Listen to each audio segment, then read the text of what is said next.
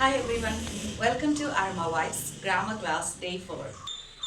ഇന്ന് നമുക്ക് ഓക്സിലറീസിൻ്റെ മോഡൽ ഓക്സിലറീസിൻ്റെയും വേർബ്സിൻ്റെയും ഒരു വർക്ക്ഷീറ്റ് ചെയ്താലോ. ആദ്യം മോഡൽ ഓക്സിലറീസിൻ്റെ ഇൻഡിക്കേറ്റേഴ്സും എക്സാമ്പിൾസും പഠിക്കാം. Indicators of model auxiliaries. Canൻ്റെ ഇൻഡിക്കേറ്റേഴ്സ് നോക്കാം. First one ability. He can swim. അവൾക്ക് സ്വിം ചെയ്യാൻ കഴിയും. കഴിവിനെയാണ് ഇവിടെ സൂചിപ്പിക്കുന്നത്. എബിലിറ്റി മീൻസ് കഴിവ്. Can I borrow your book? Seeking permission. ഒരാൾക്ക് പെർമിഷൻ ചോദിക്കാനായിട്ട് നമുക്ക് ക്യാൻ യൂസ് ചെയ്യാം.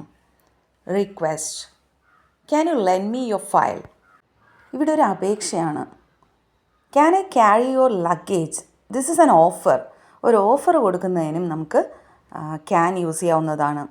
പോസിബിലിറ്റിയാണ് next indicator. It can be dangerous. നമ്മളൊരു സാധ്യത പറയാണ്. Ability, seeking permission, request, offer, possibility. ഇത്രയും ഇൻഡിക്കേറ്റേഴ്സിന് നമുക്ക് ക്യാൻ യൂസ് ചെയ്യാം.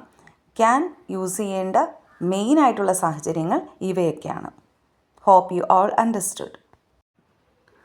നെക്സ്റ്റ് കുഡ് എവിടേക്ക് യൂസ് ചെയ്യാം നോക്കാം. When I was a child I could skip very fast.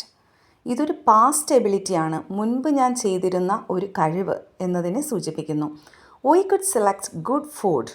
ഇതൊരു സജഷനാണ്. നമുക്കൊരു ഗുഡ് ഫുഡ് സെലക്ട് ചെയ്യാം എന്നുള്ളൊരു സജഷൻ മാത്രമാണ്. Could you please give me the notes? അതൊരു റിക്വസ്റ്റാണ്, അപേക്ഷ. Could I borrow your pen? ഇത് പെർമിഷൻ ചോദിക്കുകയാണ്. ഞാൻ നിൻ്റെ പെൻ ബോറോ ചെയ്യട്ടെ എന്നുള്ള പെർമിഷൻ ചോദിക്കുന്നു. അപ്പോൾ ഇങ്ങനെയുള്ള കേസസിൽ നമുക്ക് കുഡ് യൂസ് ചെയ്യാവുന്നതാണ്. Past ability, suggestion, request and seeking permission. Next modal auxiliary is will. I will do my work. Intention. നമ്മുടെ ഇൻറ്റൻഷനാണ്, നമ്മൾ എന്താ ചെയ്യാൻ പോകുന്നത് എന്ന് പറയുന്നതാണ് ഇൻറ്റൻഷൻ. ഇനി prediction. It will rain tomorrow. നാളെ മഴ പെയ്യും എന്ന് നമ്മൾ പ്രെഡിക്റ്റ് ചെയ്യാണ്, പ്രവചിക്കുകയാണ്. ഇനി ഒരു പ്രോമിസാണ്. I will give you my notes. ഒരു വാഗ്ദാനം. Next modal auxiliary shall. Shall is used for suggestion and offer mainly. Shall we prepare lunch? It's a suggestion, നമ്മുടെ ഒരു സജഷൻ മാത്രമാണിത്. Shall I help you? It's an offer, നമ്മൾ ഒരാൾക്ക് offer കൊടുക്കുകയാണ്, ഞാൻ നിങ്ങളെ ഹെൽപ്പ് ചെയ്യട്ടെ. ഈ രണ്ട് കേസസിലാണ് മെയിൻലി ഷാൽ ഈസ് യൂസ്ഡ്. അടുത്തത് വുഡിൻ്റെ യൂസസ് നോക്കാം.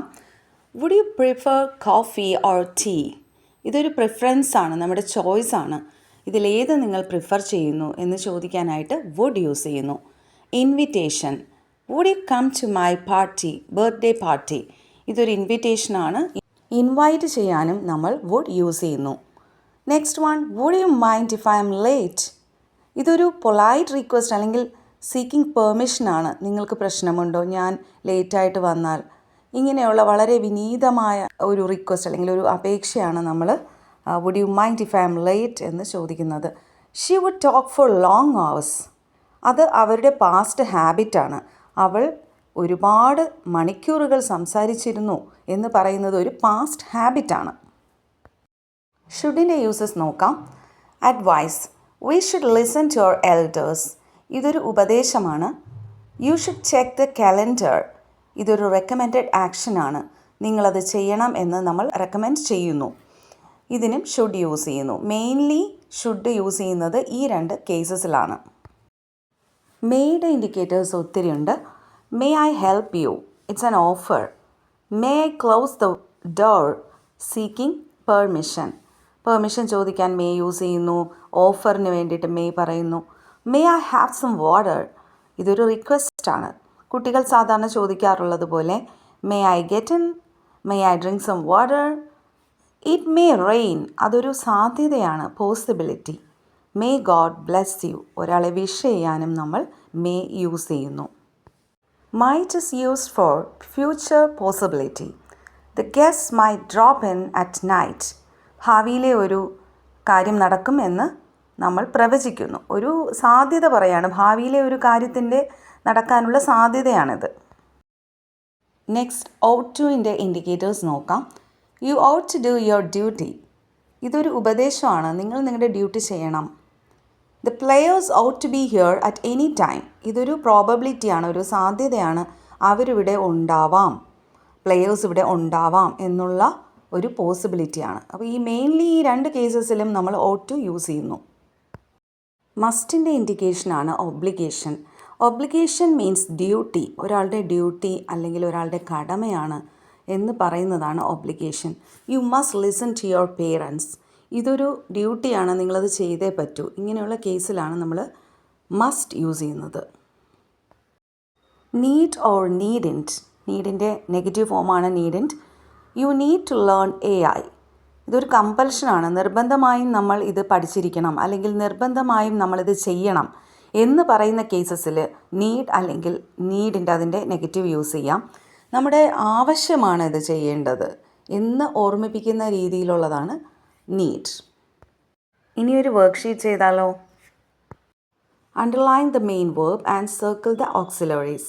ഇത് നമ്മൾ നേരത്തെ പഠിച്ചതാണ്, കഴിഞ്ഞ വീഡിയോയിൽ പഠിച്ചതാണ് ഓക്സിലറീസും മെയിൻ വേർബ്സും. ഇനി ഇതൊന്ന് ട്രൈ ചെയ്ത് നോക്കിയേ. മെയിൻ വേർബ്സ് അണ്ടർലൈൻ ചെയ്ത് ഓക്സിലറീസ് സർക്കിൾ ചെയ്ത് ഒന്ന് ട്രൈ ചെയ്യുക. ട്രൈ ചെയ്തതിന് ശേഷം നമ്മൾ ആൻസറിലോട്ട് പോകാം. ഇനി ആൻസേഴ്സ് പരിശോധിക്കാം. She is going to the market, അതിൽ ഈസ് ഓക്സിലറിയും ഗോയിങ് മെയിൻ വേർബും ആണ്. Second one have auxiliary finished main verb. Third one was auxiliary reading main verb. Fourth one is auxiliary barking main verb.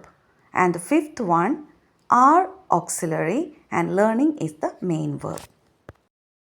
എല്ലാവരും modal auxiliaries നന്നായി പഠിച്ചതിന് ശേഷം ഇതിൻ്റെ answers comment സെക്ഷനിൽ എഴുതി അറിയിക്കണേ. Thanks for watching.